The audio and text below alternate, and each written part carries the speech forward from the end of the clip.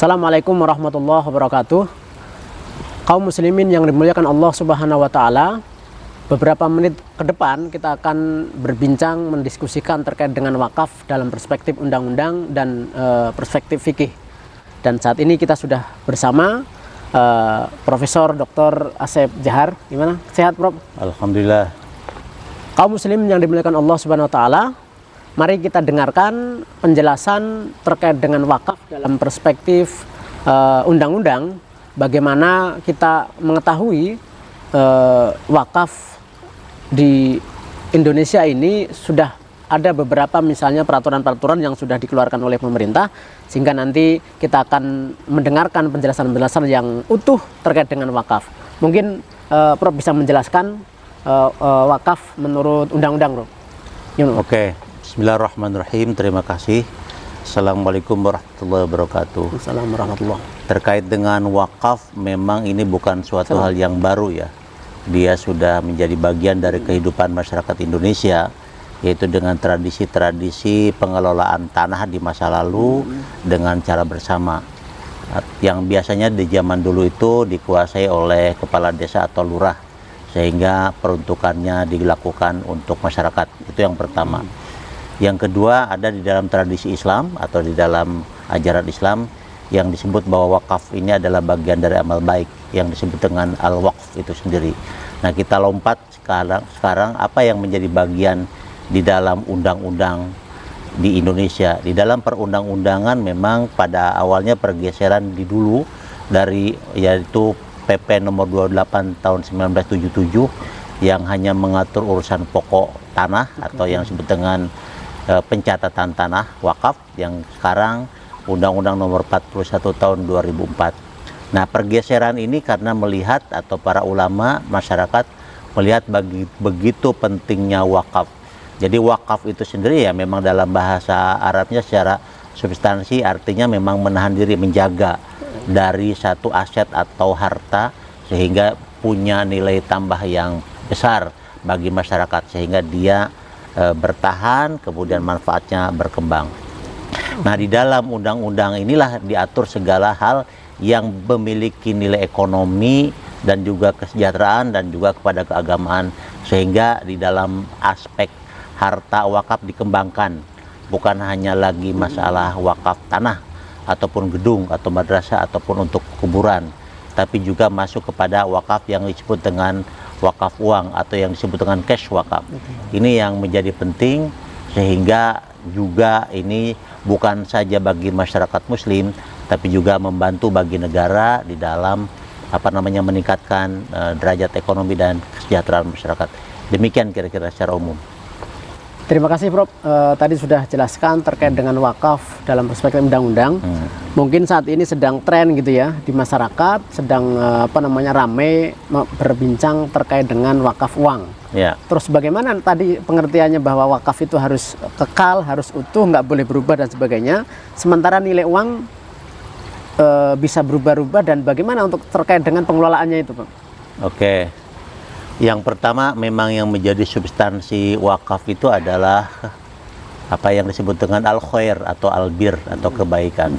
Maka kalau kita merujuk kepada Al-Quran ataupun kepada hadis, tidak secara sharih di dalam Al-Quran dijelaskan tentang petunjuk yang disebut dengan wakaf ini. Hanya ayat Al-Quran yang mengatakan a'udzubillahi minasyaitonirrajim, lan tanalul birra hatta tunfiqu mimma tuhibbun. Jadi ini yang terkait albir, amal baik.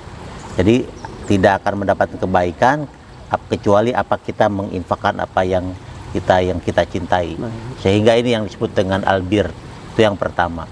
Yang kedua, tentu di dalam wakaf ini kan ada dua hal, yaitu ada wakaf yang disebut dengan benda tetap atau yang disebut dengan benda-benda yang memang tidak bergerak, dengan ada wakaf yang terkait dengan benda bergerak.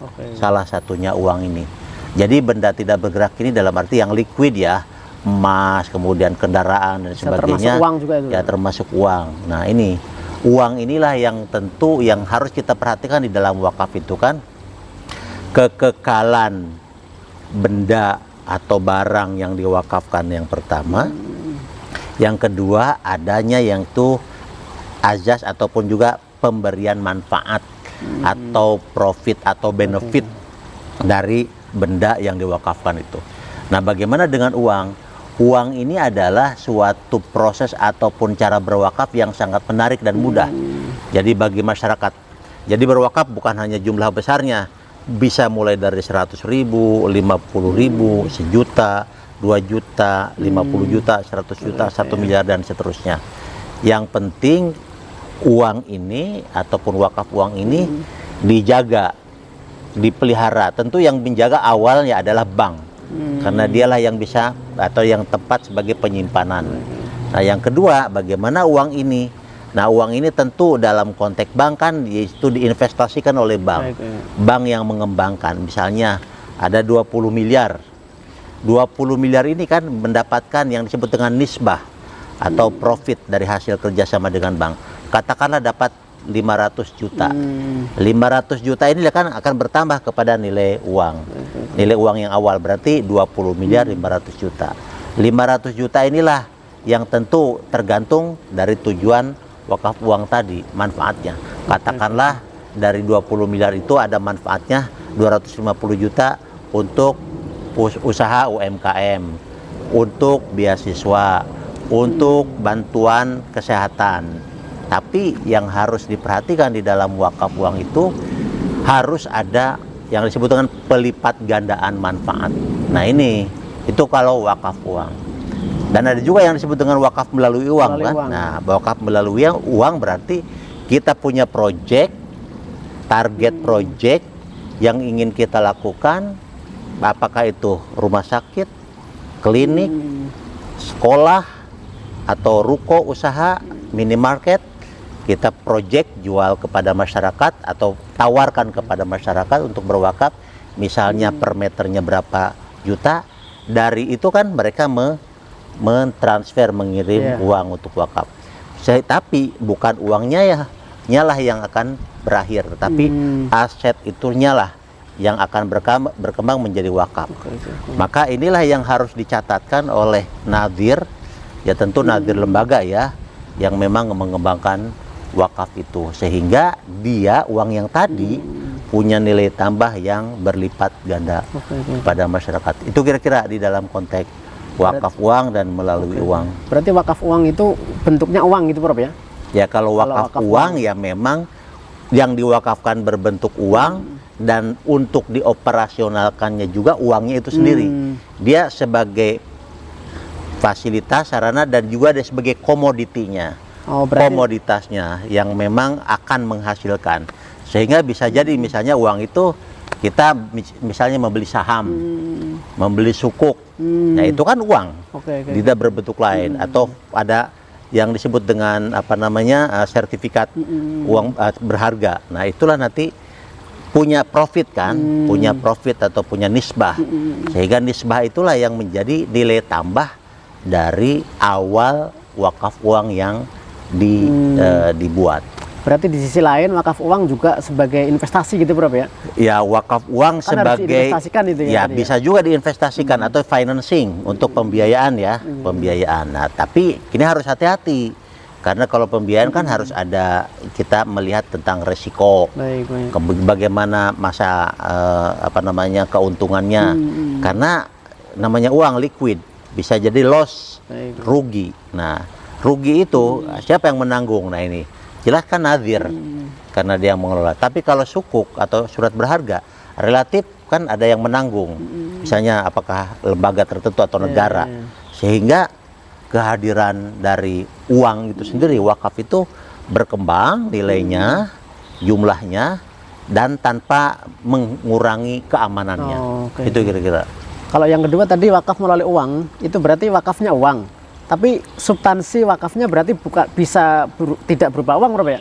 Misalnya ada panitia, misalnya panitia pesantren, atau sekarang misalnya PCNU sedang menggalakkan apa namanya pengadaan kantor aswaja. Itu berarti bisa dikategorikan sebagai wakaf melalui uang gitu, Prof. Wakaf melalui uang, substansinya sejatinya adalah ini wakafnya gedung misalnya, gitu ya? Kalau yang wakaf melalui uang dia memang upaya, dan banyak beberapa yang dilakukan juga di beberapa negara juga wakaf melalui uang dengan menyebutkan semacam nilai proyek wakaf yang itu bisa dikongsikan atau segala masyarakat bisa berkontribusi untuk berinvestasi ataupun juga terlibat berwakaf. Karena kan misalnya kalau nilai gedung untuk kesehatan rumah sakit katakanlah 50 miliar, kan tidak mungkin dilakukan oleh seorang. Maka ditawarkanlah ke masyarakat, ini misalnya 1 meternya 20 juta. Nah 20 juta itulah adalah wakaf melalui uang untuk membuat proyek wakaf yang nilainya tadi misalnya 50 atau 200 miliar. Dan yang terakhir tentu yang menjadi apa ya pertanyaannya, yang akan menjadi bagian dari sertifikat atau pengakuan wakafnya apa? Pertama, tentu rekognisi atau pengakuan dari nadhir kepada wakif, yaitu tentang kontribusi wakafnya, sertifikat wakaf tadi, oke. Tetapi hasil ujungnya bahwa adalah wakaf tadi yang sifatnya misalnya rumah sakit menjadi nilai final adalah misalnya 200 miliar, berarti itulah wakaf yang memang hasil kumpulan dari kelompok masyarakat yang terberes sehingga nah sekarang siapa yang menjadi wakifnya? Nah, wakifnya memang semua. Tetapi di dalam aturan Indonesia, di dalam konteks sertifikat dan lain sebagainya, kadang dibutuhkan orang tertentu. Nah, satu orang tertentu di dalam pencatatan BPN, pencatatan di dalam surat menyurat orang tertentu.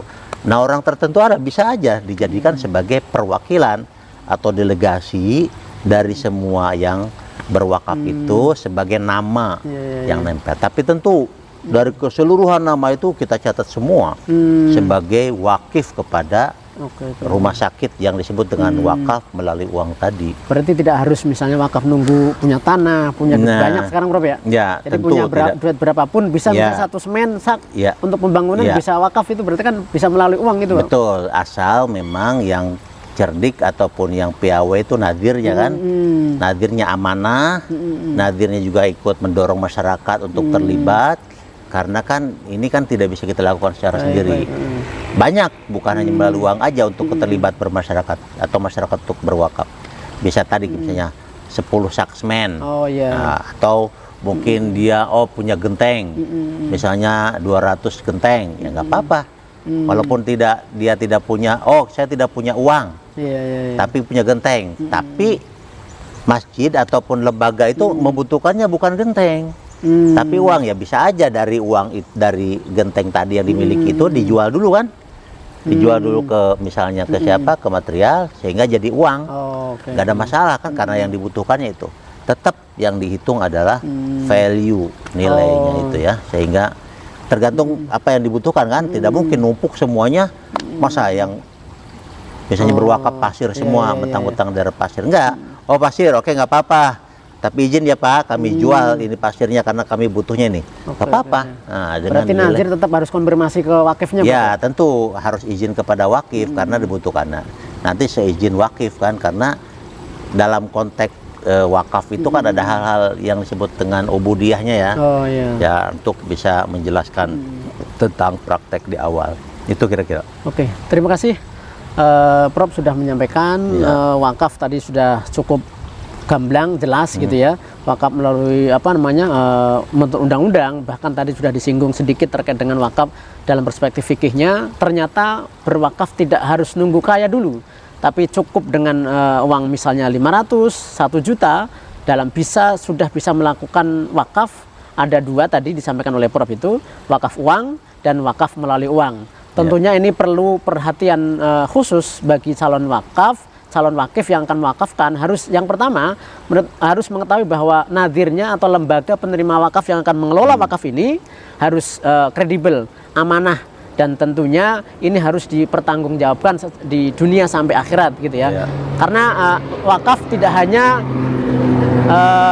nilai ubudiyah, namun wakaf tadi disampaikan oleh Prof itu ada semacam pengembangan ekonomi umat, bahwa kalau ini wakaf terus disosialisasikan ke masyarakat, digaungkan terus ke masyarakat, nanti ke depan ini akan menjadi gaya hidup masyarakat sebagaimana yang sudah dilakukan oleh para sahabat gitu, Prof ya.